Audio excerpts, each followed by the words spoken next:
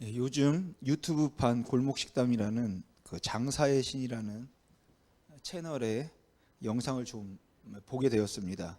그 채널 운영자인 유튜버가 이제 사연이 있는 가게에 찾아가서 솔루션을 해주면서 쓴소리도 해주고 하는 이제 그런 컨셉으로 이제 영상을 제작하는데, 그 장사의 신 유튜버 그 분을 보면 그 장사가 잘 안 되는 가게 사장님들에게 정말 세게 얘기합니다. 그리고 그렇게 세게 말하는 이유는 이렇게 하지 않으면 이제 잘 바뀌지 않기 때문에 세게 얘기해서 귀에 못이 박히게 해줘야 한다, 이렇게 말하더라고요.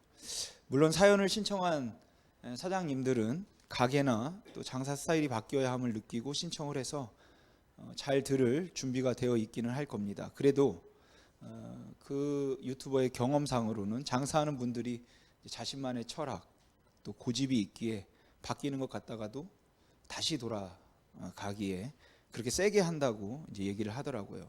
그래서 그런지 솔루션 후에도 뭐 중간 점검 또 불시 방문식으로 몇 번 솔루션 한 가게를 방문해서 이제 잘하고 있는지, 또 뭐 홀은 잘 관리하는지 배달은 잘 대응하는지 피드백을 계속하고, 또 갔을 때 이제 조금이라도 좀 아쉬운 점이 보이면 바로 또 이제 팩트로 때려 박으면서 이제 쓰는 소리를 합니다.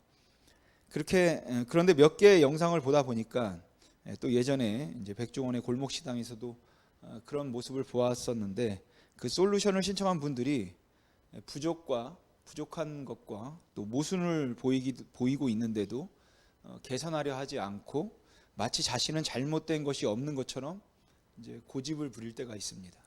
그럴 때 이제 솔루션을 진행하는 사람은 이제 화가 나는 거죠. 또 어떤 분들은 자기는 이제 배울 것이 없는 것처럼 솔루션이 전혀 먹혀들지 않을 때도 있어요.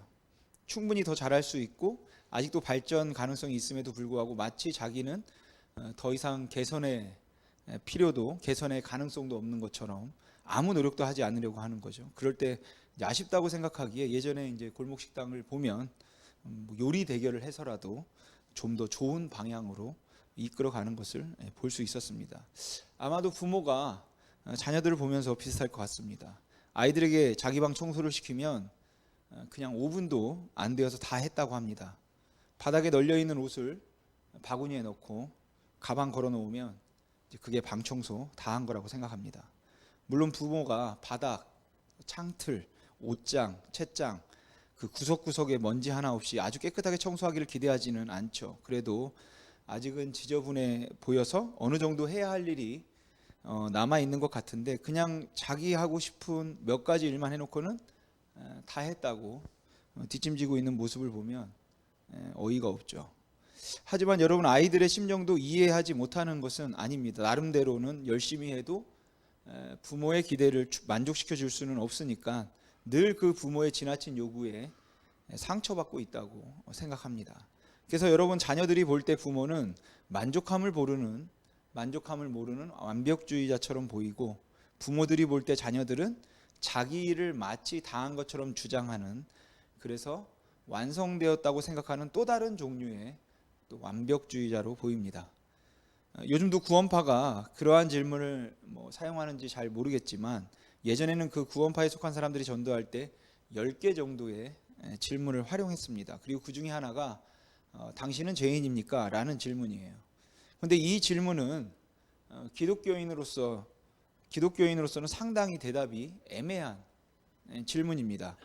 만일 여러분에게 누가 당신은 죄인입니까?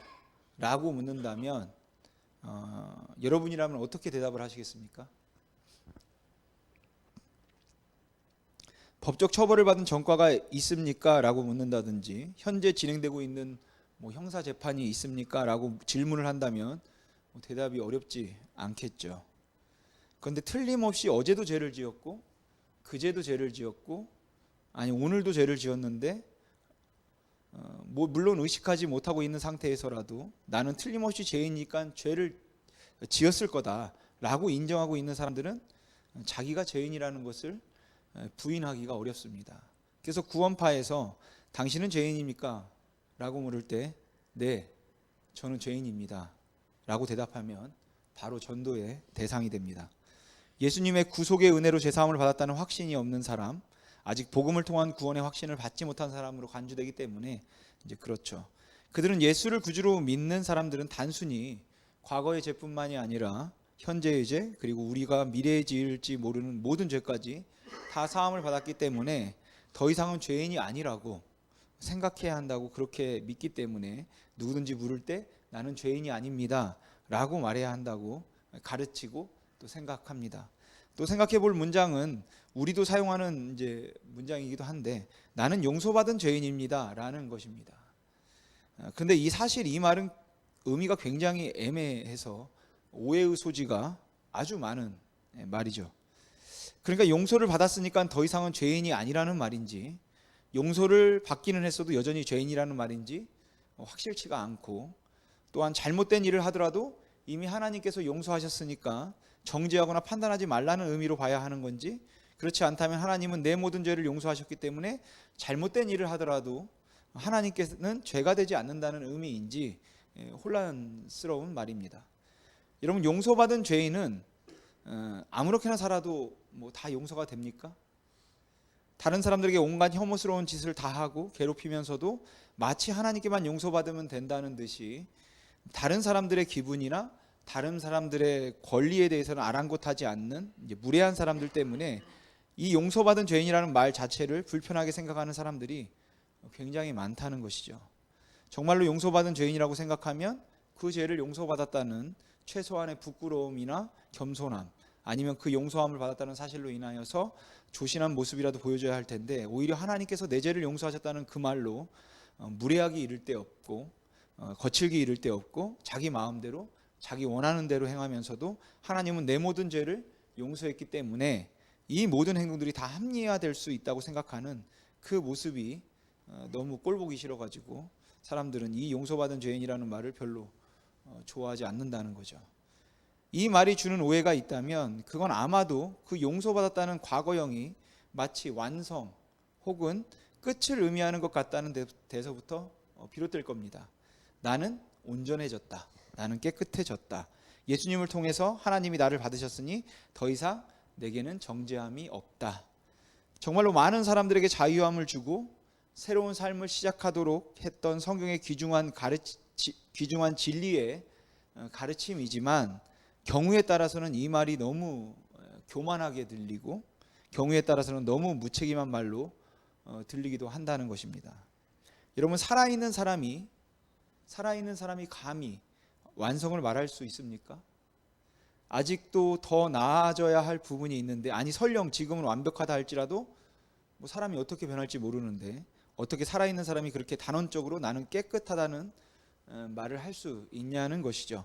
그러니까 나는 구원받았다, 나는 온전해졌다 라는 말을 어떻게 그렇게 쉽게 할 수 있는지 사람들은 그게 이해가 잘 되지 않는다는 것입니다. 특히 교회가 변질되거나 아니면 예수를 믿는다고 하는 사람들의 삶 속에서 명백한 죄들이 보일 때 이런 말들이 당사자들에게는 위로가 되는 말일지는 몰라도 외부 사람들이 볼 때는 너무 위선적으로 들린다는 거죠. 아마 그래서인지 오늘날 교회가 너무 변질되었다고 생각하기 때문에 교인들의 삶에서 어떤 차이점도 어떤 변화도 볼 수 없다고 생각하기 때문에 요즘에는 종교개혁의 핵심 교리라고 말할 수 있는 오직 믿음으로만 구원을 받는다, 누구든지 예수를 믿으면 그 하나님 앞에 의롭다함을 받는다라는 가르침에 이의를 제기하는 사람들이 아주 많아졌습니다.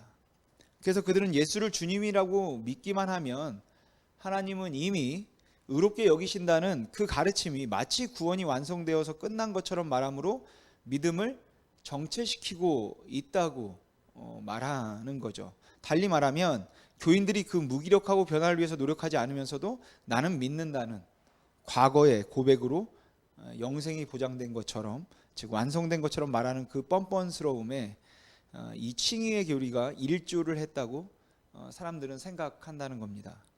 누구든지 예수를 믿기만 하면 의로워지고 누구든지 예수를 믿기만 하면 하나님께서 의롭다 칭하신다 라는 그 사실 때문에 아무런 변화도 추구하지 않고 그 죄를 두려워함도 없이 마음껏 죄를 지으면서도 그래도 하나님께서 나를 용서하실 수밖에 없는 것처럼 말하는 이 교리가 현대 교회를 무기력하게 만들고 있다고 생각하는 사람들이 늘어나고 있다는 거죠. 그리고 개신교인들이 이렇게 생각하도록 하는데 종교개혁 이후에 결정적인 영향을 주었던 사람이 있다면 바로 바울일 겁니다. 바울은 인간의 행위로 구원에 이르는 것이 아니라 우리를 위한 그 그리스도의 대속의 죽음을 통해서 그를 믿고 의지하면 구원을 받는 것이라고 했습니다. 할례를 지켜야 하는 것도 아니고 안식일을 철저히 지켜야 하는 것도 아니고 부정한 음식들을 먹지 않음으로 의롭게 되는 것이 아니라 예수 그리스도를 신뢰하고 의지함으로 그리스도의 의가 우리의 의가 되어서 하나님은 그를 믿는 자들의 의로움을 보지 아니하고 그가 믿었던 예수 그리스도의 의로움을 보시고 그들을 의롭게 여기셔서 받아주신다고 그렇게 가르쳤습니다. 그래서 그는 유대인들뿐만 아니라 이방인들에게도 하나님의 구원의 문이 열렸다. 하나님의 구원이 유효해진 것이 되었다고 말하죠. 그러니까 바울이 오직 믿음이라는 말을 할 때 그가 강조하는 것은 행위가 필요가 없다는 이야기를 하고 있는 것은 아닙니다. 바울이 강조하는 것은 어떤 사람들이 행위로 구원을 받는다고 말한다면 어떤 사람들이 종교적이고 율법적인 몇 가지 행위를 통해서 자기들이 완성되었다고 생각한다면 그것이 아니라 예수 그리스도를 통해서만 그리스도의 의를 통해서만 완성될 수 있다는 것이에요. 하지만 바울이 가지고 있는 전체적인 신학의 흐름에서 볼 때 바울이 이렇게 말했던 것이 오해를 받을 만한 소지가 충분했다는 것입니다. 그래서 바울의 이런 주장에 이의를 제기한 사람들이 제법 많이 있었습니다. 바울의 논리대로라면 예수를 믿기만 하면 교회에 나오지 않아도 되고 봉사하지 않아도 되고 심지어는 자기 욕심대로 죄를 지으면서 살아도 예수를 믿는다는 고백만 하면 모든 죄를 용서하시고 그를 구원받게 하실 거라는 말이 될 수 있기 때문에 여기에 이의를 제기하는 거죠. 바울은 반율법주의자다. 바울은 반도덕주의자다. 그래서 바울은 로마서 6장 1절에서 그들에게 이렇게 대답합니다. 그런즉 우리가 무슨 말을 하리요? 은혜를 더하게 하려고 죄에 거하겠느냐. 또 15절에서 이렇게 말하죠. 그런즉 어찌하리요? 우리가 법 아래에 있지 아니하고 은혜 아래에 있으니 죄를 지으리요? 그럴 수 없다. 여러분, 이 삶과 믿음의 괴리감은 그때나 지금이나 항상 고민거리입니다. 그래서 믿음을 강조하는 사람도 완벽주의자처럼 보이고 삶을 강조하는 사람도 완벽주의자처럼 보입니다. 믿음을 강조하는 사람들은 마치 다 완성된 것처럼 말하는 완벽주의자처럼 보이고 삶을 강조하는 사람들은 마치 자기가 어떤 그 완벽함에 이를 수 있는 것처럼 생각하고 있는 그런 완벽주의자로 보인다는 것이죠. 근데 빌립보서에서 바울이 당시 율법주의자들을 가리켜서 완벽주의자라고 부르고 있다는 것입니다. 그리고 바울이 말했던 이 완벽주의자들이란 완벽을 추구해서 완벽주의자들이 아니라 자신이 완벽하다고 생각해서 즉 완성되었다고 생각해서 완벽주의자들이었습니다. 그들은 할례를 받았고 아브라함 자손으로 태어났기 때문에 하나님의 백성이라고 말했던 사람들입니다. 그들은 자기들이 지켜온 몇 가지 그 율법적인 기준들 때문에 다른 사람들과 차별되어야 한다고 생각했던 사람들입니다. 그들은 하나님의 백성이라는 이 신분을 불순종으로 잃어버릴 수 있다고 생각한 사람들이 아니라 절대로 그 신분은 잃어버릴 수 없는 하나님의 선민들이라고 생각했던 사람들입니다. 그래서 그들이 완벽주의자들입니다. 그러니까 바울 당시에 있던 사람들 중에 바울이 말하고 있는 완벽주의자들이란 그 율법적인 행위에 의해서 자기가 하나님의 택함을 받고 사랑을 받기에 합당하다고 생각한 사람들인데 마치 방 청소하라니까 옷가지만 통에 넣어놓고 청소 다 했다고 말하는 이제 우리 자녀들과 같은 사람들인 거죠. 근데 교회에도 이런 일종의 완벽주의자들이 있다고 생각합니다. 여러분, 하나님과의 관계에서 할례를 받아서든 아니면 예수를 믿음으로든 그 어떤 한 가지 조건에 의해서 더 이상은 발전과 성장의 필요도 가능성도 없다고 생각하는 사람들이 있습니다. 그리고 이 진리에 대한 확신이 강할수록 즉 아주 파편적인 진리의 한 조각만을 붙들고 그 진리에 대해서 강한 자기의 소신을 가지고 있는 사람일수록 이런 완벽주의자가 될 가능성이 높습니다. 진리에 대한 확신은 더욱 그 진리 안에 거하면서 그 진리를 드러내도록 하는 것인데 마치 다 끝난 것처럼, 다 알아버린 것처럼 발전과 성장의 가능성을 열어두지 않으면 정체되고 고립된 그런 완벽주의자가 되어버린다는 거죠. 바울은 빌립보 교인들에게 바로 이 점을 경계하고 있는 겁니다. 바울은 예수 그리스도를 믿음으로 의롭다함을 받은 사람들이 어떻게 율법적 행위로 온전케 되었다고 생각하던 사람들과 달라야 하는 것을 강조하고 있습니다. 먼저 본문 우리 12절 말씀 같이 한번 읽어보겠습니다. 시작. 내가 이미 얻었다 함도 아니요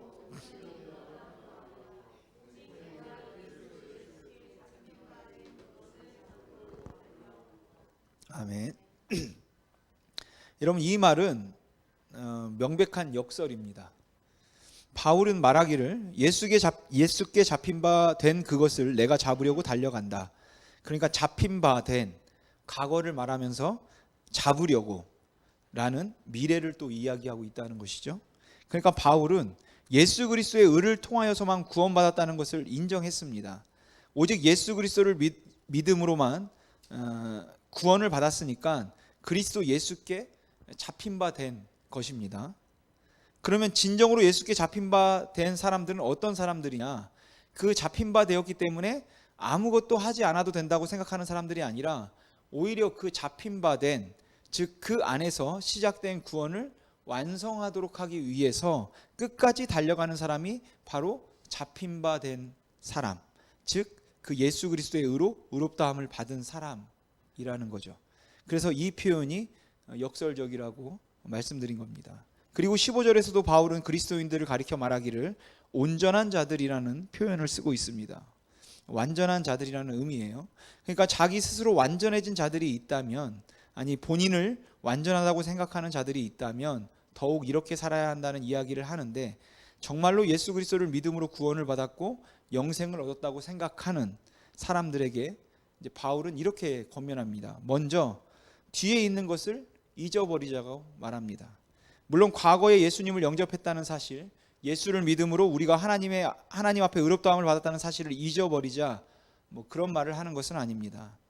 우리는 그때부터 예수께 잡힌 바 된 사람들이니까 그걸 절대 잊어버리면 안 되겠죠. 여러분, 사람들이 현재에 만족할 수 없고 더 이상 앞으로 나아가지 못하게 만드는 가장 큰 장애물이 뭔지 아십니까? 과거입니다. 뒤의 것입니다. 저는 이 바울의 심정을 순전히 저의 인격적인 수준에서 생각해 봤습니다. 바울은 저보다 훨씬 더 인격적인 사람일 테니까 아마도 제가 생각하는 것처럼 생각하지 않았을지도 모르겠지만, 그냥 저의 그 인격 수준에서 한번 생각해 보면 바울이 참 가소롭다 생각을 했겠다라는 생각이 듭니다. 오늘 본문 앞부분에서 고백한 대로 바울은 소위 말하는 잘 나가던 사람이었습니다. 그는 히브리인 중에 히브리인이었고 바리새인이었고 가말리엘 문화에서 공부했던 랍비였고 13살에 유학을 가서 헬라 문화와 히브리 문화에 정통했던 사람이었고, 여러 가지 면에서 볼 때 그는 완벽한 사람이었습니다. 그는 할례를 받았고 안식일을 범한 적이 없었고 율법을 어긴 적이 없었습니다. 또한 하나님을 향한 열심을 보면 그리스도인들을 모두 다 핍박해서 죽이겠다고 달려들 만큼이나 그는 하나님의 율법에 대한 확신을 가지고 철저했던 사람입니다. 율법에 대한 지식이나 실천에 있어서도 그는 절대로 남에게 뒤지지 않았습니다. 자기가 완벽하다고 생각하고 그래서 그 완벽함으로 하나님의 백성이 되었다고 생각하는 사람들이 가소로울 만큼이나 바울은 완벽했다라는 거죠.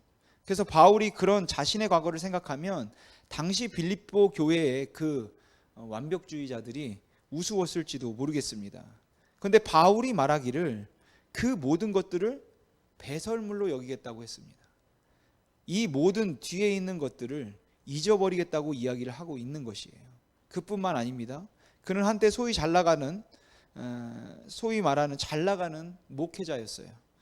아주 유명한 성공한 목회자였습니다. 소아시아 지방에서 최고의 유명 인사였고 아가야 지방에서도 고린도에서도 그리고 아테네에서도 바울을 모르는 사람이 없을 만큼이나 바울의 영향력은 대단했다라는 거죠. 그런데 그랬던 바울이 지금 어디에 있습니까? 옥에 갇혀 있습니다. 바울은 내가 지금 뭐 하고 있나 싶었을지도 모릅니다. 담대하게 복음을 전하며 세상을 바꾸기에 하루가 급한데 그 감옥에 갇혀서 숨이 막히게 답답했을 겁니다. 그리고 잘 나가던 과거를 생각하면, 자기가 잘 나갔던 그 과거를 생각하면 더더욱 그러겠죠.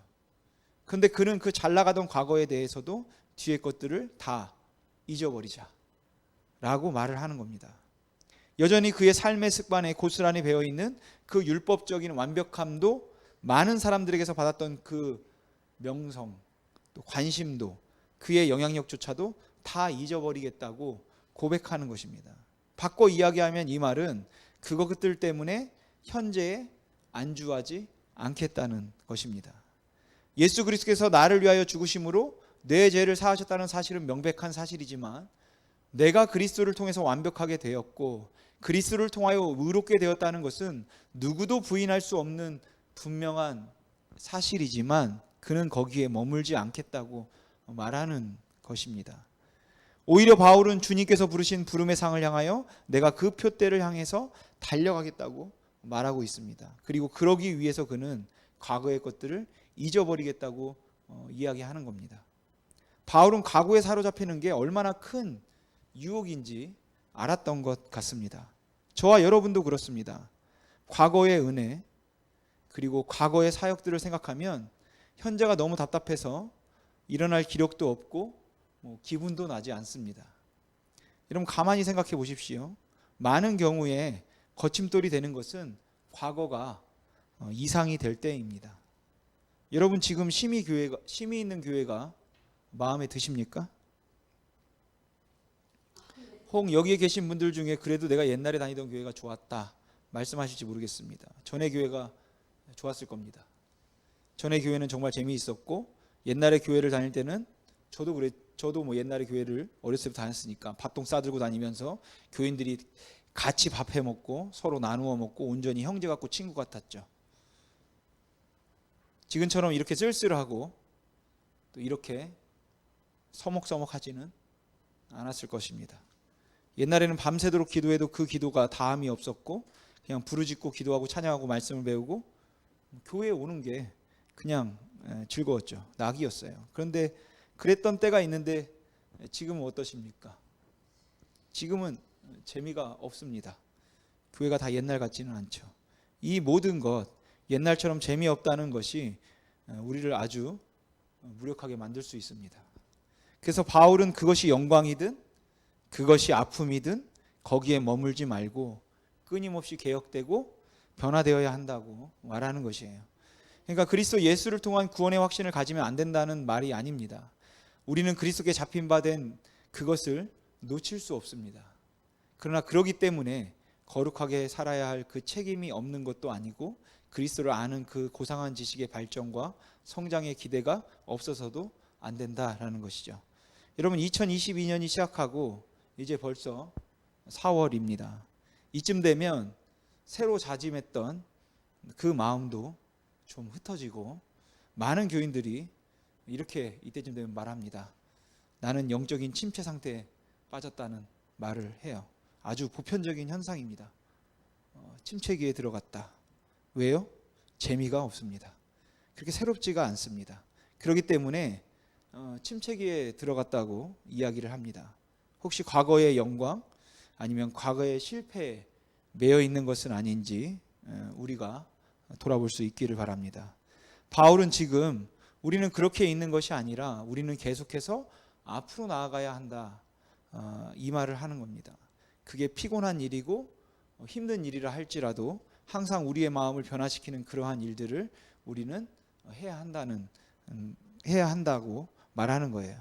그래서 바울은 앞에 있는 것을 잡으려고 포대를 향하여 달려간다, 이렇게 말했습니다.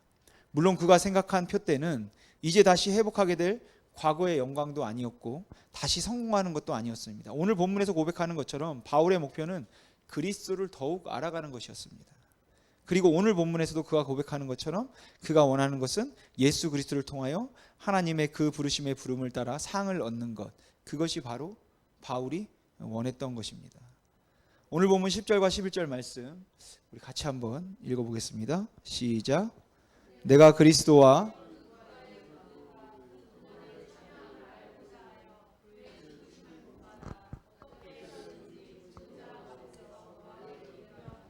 아멘. 여러분, 바울은 예수 그리스도를 믿음으로 의롭다함을 받았고 구원의 확신이 있었지만 그것이 그에게 끝이 아니었습니다.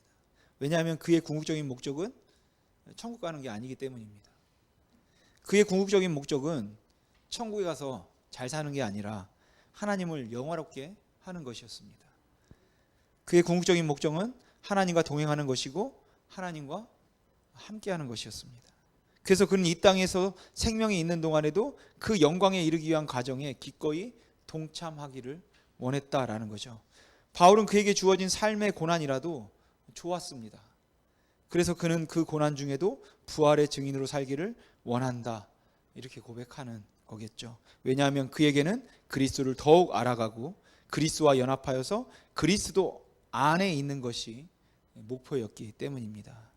여러분, 바울이 염두에 두고 있던 이 완벽주의자는 도저히 완벽할 수 없어서 뭔가를 계속해서 해야 하는 사람은 아니었지만 역설적이게도 그것이 믿음이든 아니면 그것이 행위이든 그것을 완성으로 생각해서 거기에 머무는 사람이 완벽주의자였습니다. 과거에 매여서 그게 낙심이든 아니면 그게 영광이든 교만이든 자기가 다 했다고 생각해서 주저앉은 사람들, 그런 사람들은 아마도 바울의 정의대로 한다면 완벽주의자라고 볼 수 있을 것 같습니다. 기원전 4세기 고대 그리스에 티만테스라고 하는 유명한 화가가 있었다고 합니다. 그 사람은 태어날 때부터 워낙에 타고난 재능이 좀 있었던 것 같아요. 그래서 그에게 그 당시 가장 유명하고 우수하다는 스승을 붙여서 사사를 받게 했습니다. 하지만 몇 년이 안 되어서 이 스승은 더 이상 티만테스에게 가르칠 게 없다고 해요. 티만테스는 스승보다 훨씬 더 탁월했고 훨씬 더 그림을 잘 그렸기 때문입니다. 티만테스 자신도 알았고 스승도 알았습니다. 그래서 티만테스는 자기가 그린 그림을 보면서 아침에 들어가면서 하루 종일 그 그림을 보면서 그 그림에 도취되었습니다. 너무 좋은 그림이고 너무 탁월한 작품이기 때문에 그랬어요. 그 다음 날도 그렇게 그 그림을 보면서 즐겼습니다. 근데 어느 날 그가 화실에 들어갔더니 그 그림 위에 누가 낙서를 해놓은 것이었습니다. 누가 물감을 막 칠해서 그림을 엉망으로 만들어 놓은 거예요. 누가 그랬을까요? 스승이 그랬습니다. 그래서 티만테스는 생각하기를 스승이 자기보다 더 잘 그리는 자기를 질투해서 이 탁월한 그림을 망쳐 놓았다고 생각하면서 스승을 대면했습니다. 선생님이 이 그림을 이렇게 망쳐 놓았습니까? 그러자 스승이 내가 그랬다, 이렇게 대답했어요. 그러면서 스승이 말하기를 너를 위해서 그렇게 했다, 그러는 겁니다. 그러면서 너는 나보다 잘 그리는 것으로 만족하지 말고 너는 너보다 잘 그려야 된다. 너는 나보다 잘 그리는 것 가지고 만족하면 더 이상 발전이 없다. 이제 너는 너보다 잘 그리도록 해야 한다, 라고 이야기를 했다고 합니다. 그래서 그 그림을 그렇게 망치고 난 다음에 그가 새로 그림을 그리기 시작했는데 그때 그렸던 그림이 Sacrifice of 이피게니아라는 그 시대 최고의 걸작품이라고 불리는 작품입니다. 이게 뭐 화면으로 보니까 잘 모르겠지만 가까이서 이제 직접 보면 그 이피게니아를 희생 제물로 드리는데 그들의 그 표정의 디테일들이 아주 생생하게 살아 있다고 해요. 근데 이것을 가능하게 만들었던 것은 무엇입니까? 그것은 바로 과거의 영예를, 그 과거의 영광을 잊어버릴 때 가능했다라는 것이죠. 나는 이거면 만족한다고 생각하는 동안에는 더 이상 발전은 없습니다. 저는 그리스도인의 삶을 그 외줄타기에 비유하면 어떨까 하고 생각을 해봤습니다. 봉을 하나 들고 줄타기를 하고 있는 겁니다. 자꾸만 몸이 나도 모르게 기울고 줄이 흔들리기 때문에 잠시도 가만히 있을 수가 없죠. 그래서 균형을 잡기 위해서 최선을 다합니다. 그러면서 동시에 떨어지면 어떻게 하나 걱정들을 많이 해요. 그런데 가만히 보니까 그 밑에 그물이 쳐져 있습니다. 그리고 그 그물뿐만 아니라 이제 뒤에 줄로 누가 붙잡고 있어서 떨어지더라도 크게 다치지 않고 사고를 당하지 않게 되어 있어요. 그러면 떨어져도 괜찮으니까 줄 위에서 장난하고 있어도 되나요? 여러분, 줄 위에서 봉을 잡고 걸어가지만 그물 쳐져 있고 줄 묶여 있으니까 떨어져도 괜찮다고 생각하고 장난치고 있는 사람이라면 그 사람이 바로 예수를 믿었으니까 아무렇게나 살아도 된다고 생각하는 사람일 겁니다. 또 어떤 사람들은 그물을 쳐놓았기 때문에 더 이상 줄을 타고 건너가는 것 자체가 별로 의미가 없고 성취감도 없다고 생각해서 그냥 되돌아갈 수 있을 겁니다. 그들 또한 완벽주의자들일 겁니다. 여러분, 떨어져도 괜찮다고 줄 위에서 장난을 할 수도 없지만 그렇다고 무서워서 줄타기를 포기하고 맞은편으로 가기를 포기할 수도 없습니다. 그래서 저는 그 그물이 쳐져 있는 줄 위에서 줄타기를 하며 그 목표를 향해 걸어가고 있는 이 긴장을 항상 개혁하고 있는 사람들, 항상 변화하고 있는 사람들, 항상 앞으로 나가는 있는 사람들이라고 표현하고 싶습니다. 다 된 줄 생각하지 않고 끝까지 자신을 쳐서 복종시키고 그리스도의 고난과 부활이 그 삶 가운데 살아나도록 하는 모습이라는 거죠. 여러분, 올해 심의 있는 교회 교인이 100명이 되고 500명이 되고 그런 건 우리의 목표가 아닙니다. 올해는 모든 문제들이 잘 해결되고 문제없이 평안한 것도 우리의 궁극적인 목표는 아닙니다. 우리의 목표는 어쨌든 그 표대를 향해서 또 이 한 해를 완주하는 겁니다. 우리는 그냥 한 해를 여러분 완주하면 되는 거예요.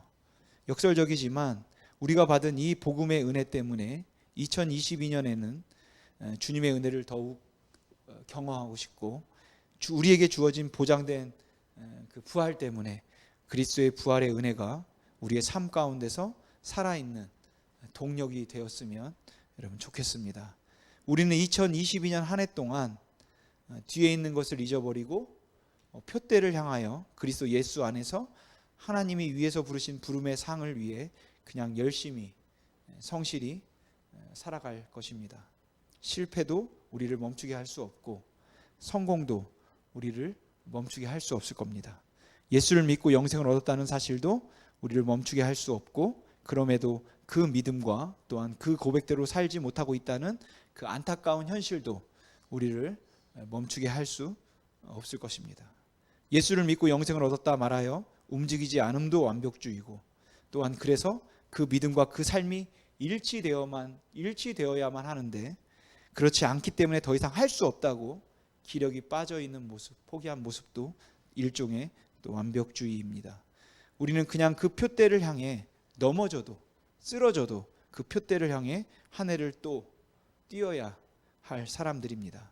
더 이상 뛸 기력이 안 남아 있는 것 같지만 분명한 것은 우리의 궁극적인 소망은 바로 그리스도와의 연합을 통해서 예수 그리스도의 부활에 참여하는 것이라는 명백한 여러분 사실임을 잊지 마시기 바랍니다. 사랑하는 성도 여러분, 우리는 남은 2022년 한 해를 멈추지 않고 한 해를 또 열심히 우리에게 주어진 일들을 감당하며 나아갈 것입니다.